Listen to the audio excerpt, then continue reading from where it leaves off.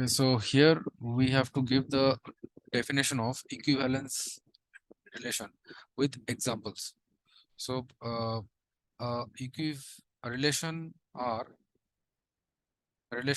in a set A. Relation R in a set A. It means R should be a subset of A cross A, obviously. Is said to be an equivalence relation. Is said to be an equivalence relation. Said to be an equivalence relation if if the relation R is reflexive, symmetric, and transitive. Reflexive, symmetric, transitive.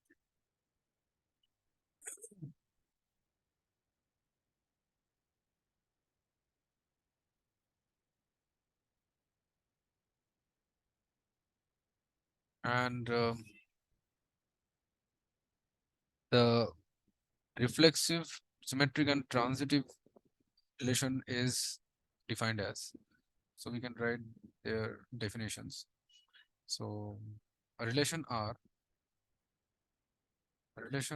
in a set A, relation R in a set A is called, first is, it is called reflexive. It's called reflexive A, if the ordered pair A comma A is a subset of R for every A belongs to A, and then it, relation R in a set A is called symmetric.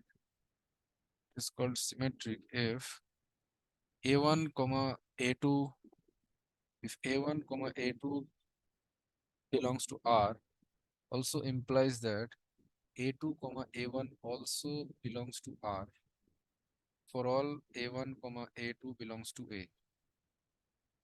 And the third rule is a relation R in a set A is called transitive. Is called transitive if A1 comma A2 belongs to R and A2 comma A1 belongs to R,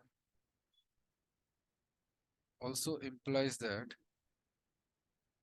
sorry, A2 comma A3 belongs to R, also implies that A1 comma A3 should also belong to the relation R for all A1 comma A2 comma A3 belongs to the set A. So these are the definitions of reflexive, symmetric, and transitive relations.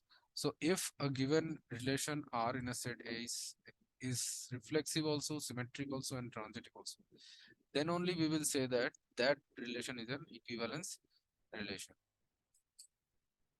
So we can understand this concept by by a suitable example.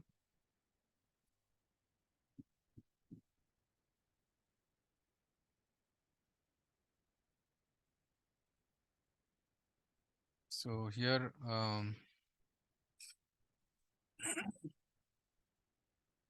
we can understand this by an example. The example is let T be the set. Let T be the set of all triangles. Let T be the set of all triangles in a plane. In a plane with R as a relation in T, with R as a relation in the set T, given by R equals to the R consists of the ordered pairs T1 and T2, such that T1 is congruent to the triangle T2. T1 is congruent to the triangle. So the triangle T1 is congruent to the triangle T2, where T1 and T2 are the set here. T1 and T2 both are elements of the set T. And we have to show that R is an equivalence relation. Show that R is an equivalence relation.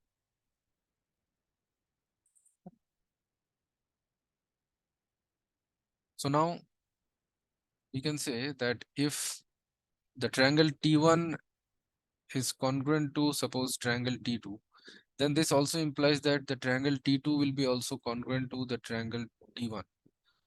So I can say that if T1 comma T2 belongs to the set R, then this also implies that T2 comma T1 also will belong to the set R, will also belong to the relation R.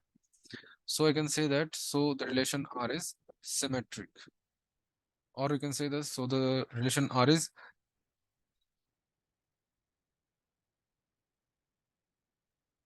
yeah, so the relation R is symmetric. So the relation R is symmetric. And suppose we take the triangle T1. So T1 is congruent to T1. Since why every triangle is congruent to itself. If and T1 is congruent to T1. Since why every triangle is congruent to itself, I can say. Congruent to itself. So it is reflexive also.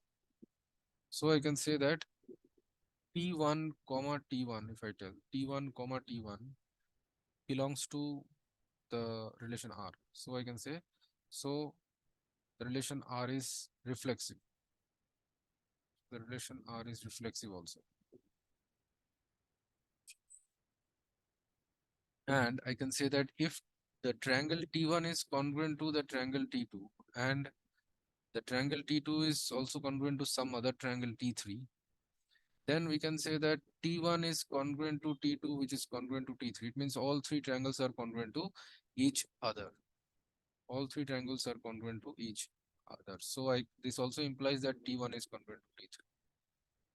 So I can say that if T1 comma T2 belongs to the relation R and also the triangles T2 and T3 also belongs to the relation R, then this also implies that T1 comma T3 should also belong to the relation R. So I can say that the relation R is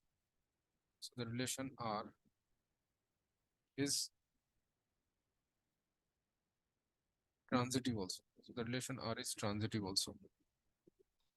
So it means that we have proved that the relation R is symmetric also and reflexive also and transitive also. Hence, we can say that the given relation R is an equivalence relation. Now, therefore, I can say that since the relation R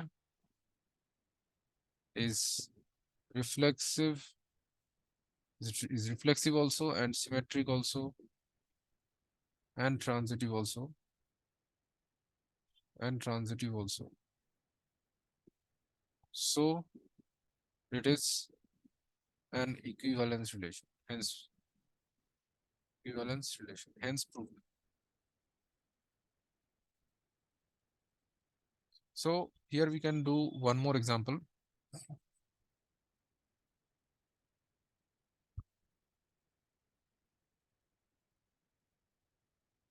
So suppose here it is told that one more example, that is let L be the set, let L be the set of all straight lines in a plane. Let L be the set of all straight lines in a plane, and R be the relation, and R be the relation in L, R be the relation in the set L, such that which is defined as R equal to the ordered pairs L1 comma L2, such that L1 is perpendicular to L2. L1 is perpendicular to L2. And hence we have to show that the relation R is symmetric, but neither reflexive nor transitive. So we have to show that the relation R is symmetric, relation R is symmetric, but it is neither reflexive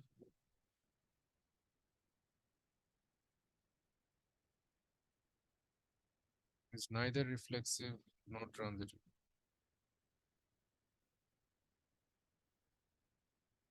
not transitive.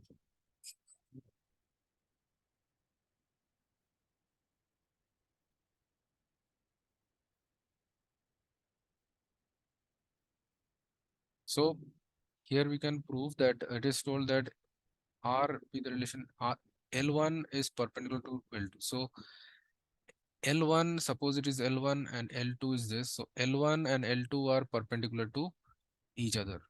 So if L1, I can say that, so if L1 is perpendicular to L2, then it also implies that L2 will be perpendicular to L1. So I can say that if L1 comma L2 belongs to the relation R, then L2 comma L1 will also belong to the relation R. So I can say that, so the given relation R is symmetric. So the given relation R is symmetric. But a given straight line cannot be perpendicular to itself. But I can say that L1 can't be perpendicular.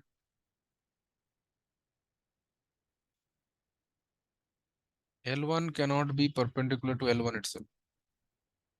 L1 cannot be perpendicular to L1 itself. So I can say that, uh, L1 comma L1 does not belong to the relation R. So I can say that, so the relation R is not a reflexive relation. It is not a reflexive relation. It is not reflexive.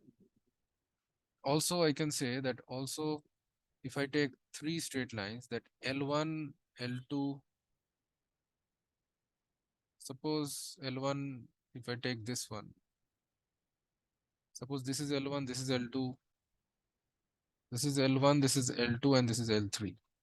So here you can tell that if L1 is perpendicular to L2 and L2 is perpendicular to L3, suppose L2 is perpendicular to L3 also, then L1 will be parallel to L3. L1 will be parallel to L3. So L1 will not be perpendicular to L3. L1 will not be perpendicular to L3.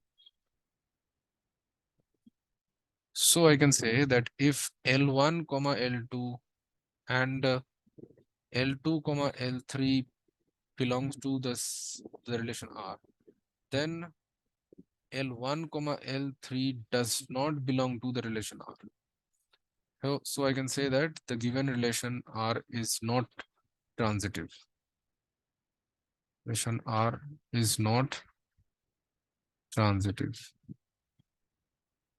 So hence we have proved that the given relation R is symmetric but not reflexive, but it is neither reflexive nor transitive. So hence proved. So hope you have understood the concept of the equivalence relation, and hence we can also say that hence this relation R is not an equivalence relation. Since why, if it has to be equivalence relation, then it has to be symmetric also and reflexive also and transitive also. But since it's only symmetric but it is not reflexive and not transitive, so hence we can say that the given relation R is not an equivalence relation. Is not an equivalence relation. So hence proved. So hope you have understood. Thank you.